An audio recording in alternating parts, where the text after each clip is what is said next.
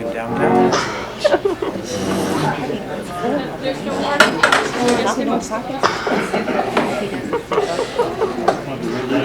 They decided to go to the coffee shop at Myers.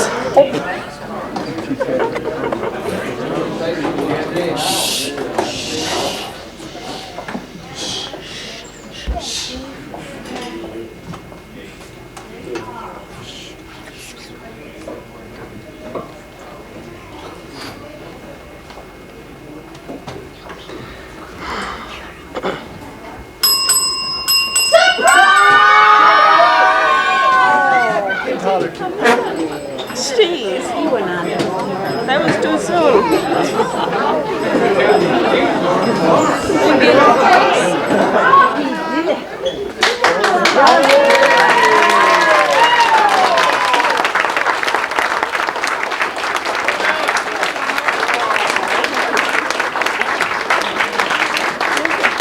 I thought it was a reception or something with all the cars out here. It's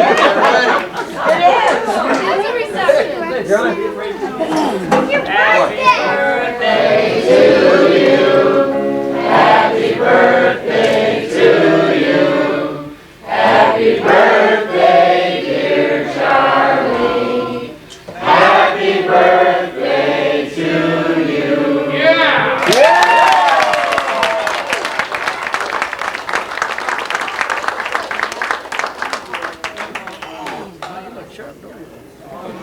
Come on in, Charlie.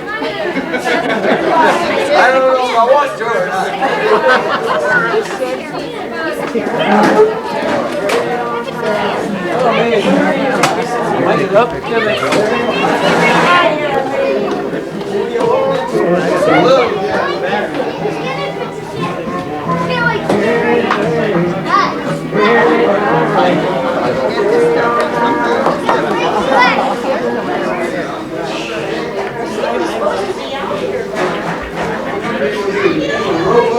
Oh, hey, here. Have Charlie, attention. Grandpa, if you can come over to the seat of honor, please. We'll get on with the reception, and then you can say.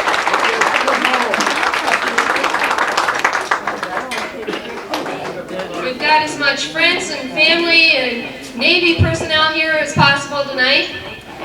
And we really went out of our way to get somebody very, very special. Somebody that's part of Charlie's past history. And we had to search high and we had to search low for this person. But I'd like to introduce to all of you and to Charlie, Charles Stillwell.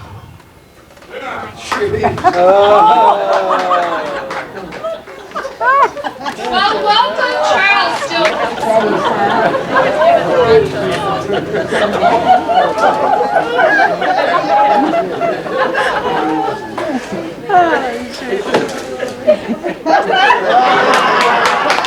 to Charlie to not get lost. Well, hello there, Charles Stillwell. I've heard so much about you. Here they I just come. flew in, my arms are tired. Yeah, you know, it must be all that hard work making short of breath like that. Sure does. Yeah, it's hard to be up to 70, isn't it? Wonder if you got A home. lot of credit, let me tell you. Okay, well, can you tell me a little bit about your history? Well, I called your house. what was your name? My name's Becky. Becky McKenzie. Well, you know, daughter, I'm going to tell you a little bit about my history. A little bit about my history, a little bit about my past genealogy and who I am and so forth. And well, my great-grandparents, they sailed with Columbus, you know. Yeah, a lot of folks didn't know that, but a lot of them didn't know. Of course, he wanted to go to the West Indies, and I gave him a map, and well, the rest is history. Ended up in America. Well, then my grandparents, I had some grandparents. What? Yeah, didn't they know Columbus? No, they was Westerners. They was cowboys. Yeah, they roamed around the Wild West, and they did a lot of roaming, mostly because they didn't know where they was, and they got tired of being lost all the time, and so one day my granddad, he knelt down in the sand and he drew a river, and he drew some trees over here in the sand, and finally knew where he was, see? Well, he thought that was a pretty good idea. So he thought he'd market it to all the other cowboys. So cowboys would come along and he'd draw the map of where they was and scoop that map up into their saddlebag.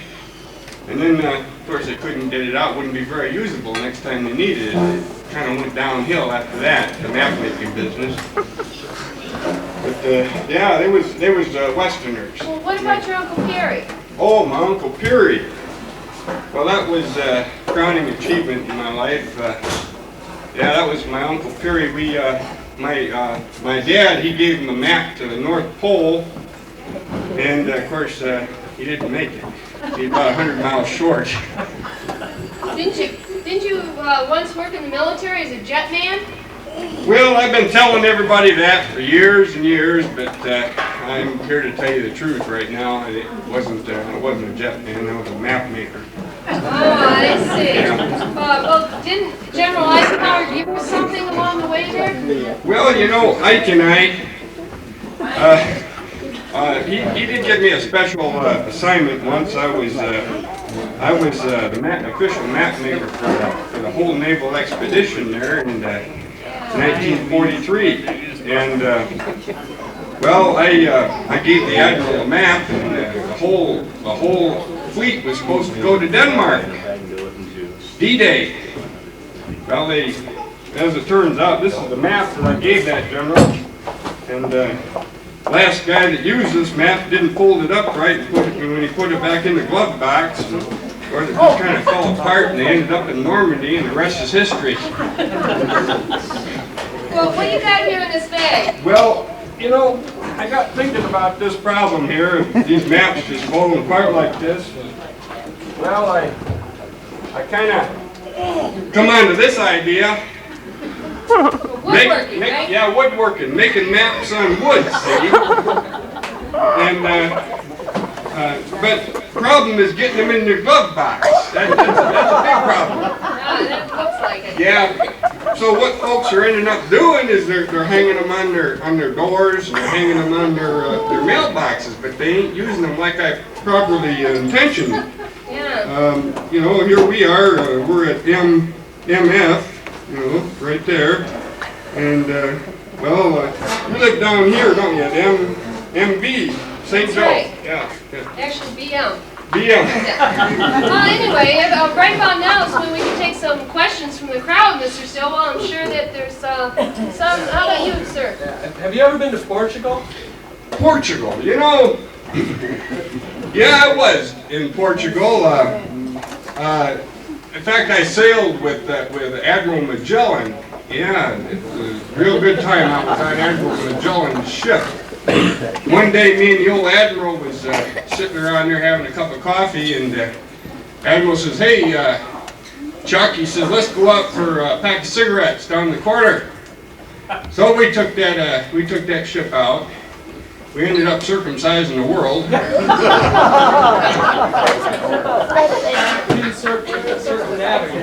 Circumnavigate? Yeah. Not circumcise. Sounds much safer. We cut off the tip of Florida.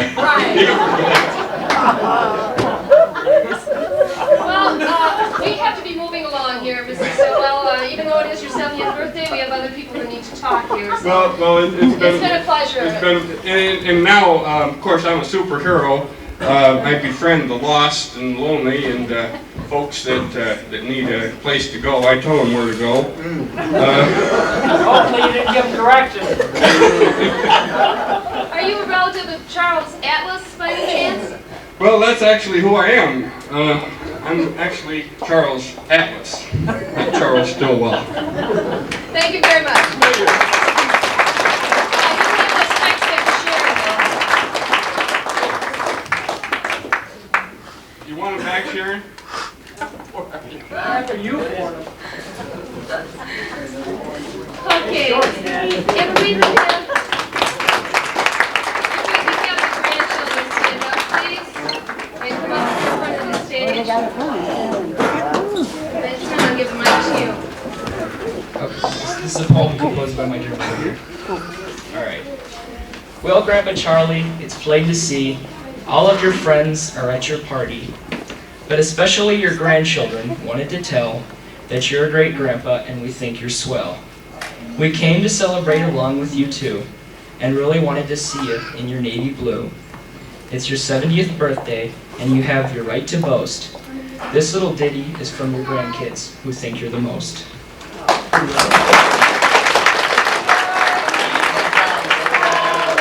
He's a jolly good fellow, for he's a jolly good fellow, which nobody can deny. Thanks a lot. Okay, you got the Kleenex out, Charlie? How's that? Maybe give all one to me. Dad, Grandpa, Charlie. When Charlie entered our family, he gained 7 more kids and 22 more grandchildren, for a total of 10 children and 23 grandchildren. He has helped each one of us, in one way or another, with big or small problems, and most of them were big.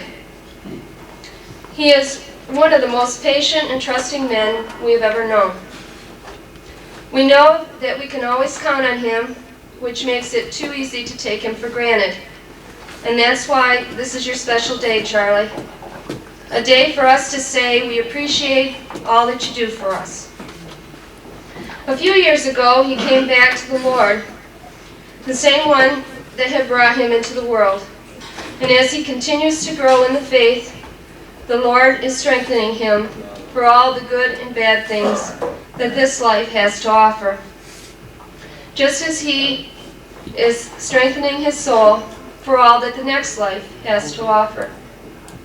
We ask you now, Father God, to continue to bless us with Charlie's love, his generosity, his compassion, and his warmth. You have really touched our lives, Charlie, and we are so thankful to you for loving and taking care of our mom. So whether you are called Dad, Grandpa, Charlie, or Chief, the one name that we can all agree on is friend, because a friend accepts you as you are, and that's exactly what you have done. We love you, and we want to say thank you, and that we're so very, very proud to have you in our family. And we truly have been blessed. Happy birthday. We all do love you, your family.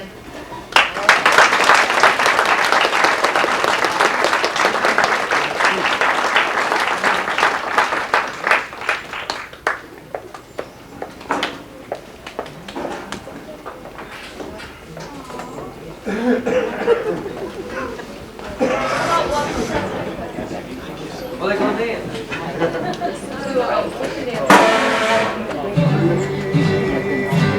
When you're feeling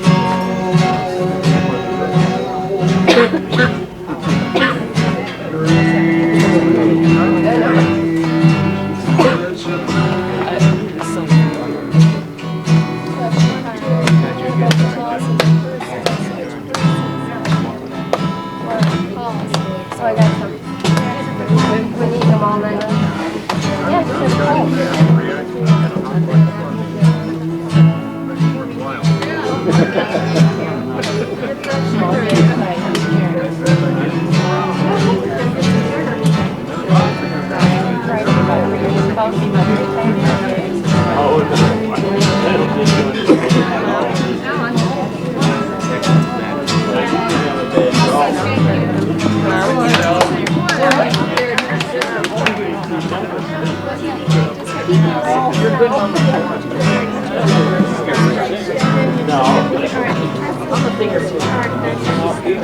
Yeah.